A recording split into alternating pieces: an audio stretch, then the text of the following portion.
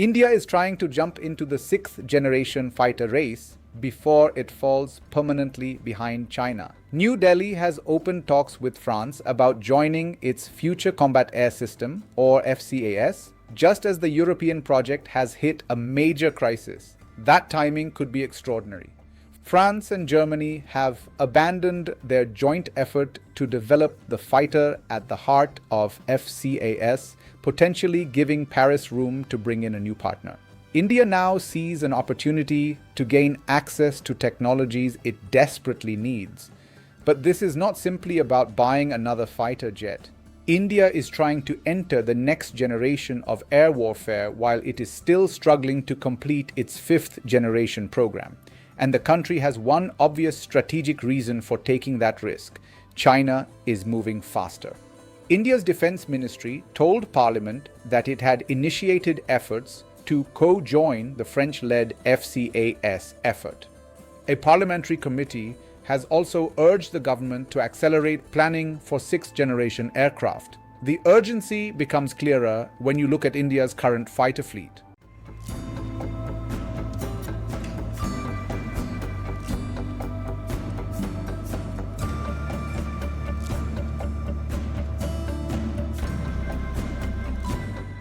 Its most advanced operational fighters include French Rafales, while its indigenous Advanced Medium Combat Aircraft, or AMCA, is still under development, with prototype flight targeted for later this decade. That creates a technology gap. India wants to master fifth-generation technologies, such as advanced stealth, sensors, and networked combat systems. At the same time, the world's leading air forces are already designing what comes next. And that is where the first major revelation appears. The first revelation: India is not joining the sixth generation race because it has already mastered fifth generation technology. It is joining because waiting could make the gap impossible to close. Sixth generation fighters will go far beyond simply making an aircraft harder to detect. The concept revolves around a central combat aircraft connected to drones, sensors, and other weapons through what developers call a combat cloud. Think of it less as one fighter and more as an airborne command system. The crewed aircraft could coordinate unmanned combat aircraft, share targeting information with other platforms, and combine data from multiple sensors. Artificial intelligence could help process that information and identify threats faster than a human pilot could manage alone. That means the real technology race involves engines, radar, electronic warfare, data links, software, artificial intelligence, and autonomous systems. India has weaknesses across several of those areas, but engine technology remains one of its biggest problems. The country has struggled to develop a powerful indigenous fighter engine, leaving it dependent on foreign technology for critical propulsion systems. That makes France particularly important. And this is where the second revelation begins. France may offer India something more valuable than another aircraft, a route into a sovereign fighter ecosystem.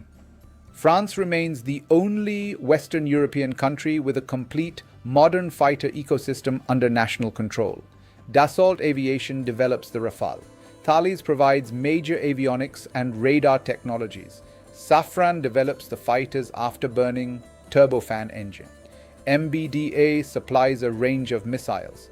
That combination gives France something India wants badly: control over the technologies required to design, build, and maintain an advanced combat aircraft without depending completely on another country. India already has a deep defense relationship with France. Rafales operate with the Indian Air Force, and New Delhi is negotiating for 114 additional Rafale fighters. That existing relationship gives both countries a foundation for something much more ambitious. But India will not want to join FCAS simply as a subcontractor. Indian officials and analysts are expected to focus on industrial workshare, design, participation, development responsibilities, and access to intellectual property. Those details could determine whether the partnership actually changes India's technological position. If France offers meaningful participation, Indian companies could gain experience in technologies that later feed into India's own sixth-generation designs. If Paris limits access to sensitive technologies, India could end up contributing money and manufacturing capacity without gaining the knowledge it actually needs. And there is an even bigger problem that could determine whether France itself can deliver. The third revelation: France may have the technology India wants, but it also needs partners and money to build the next fighter. France has demonstrated that it can independently develop advanced fighters. The Rafale proves that. But developing a sixth-generation combat aircraft could cost tens of billions of euros. France already faces significant pressure on its public finances, with high debt and a large budget deficit. Funding an entirely new fighter system would therefore create a major financial challenge. That makes India potentially attractive to Paris.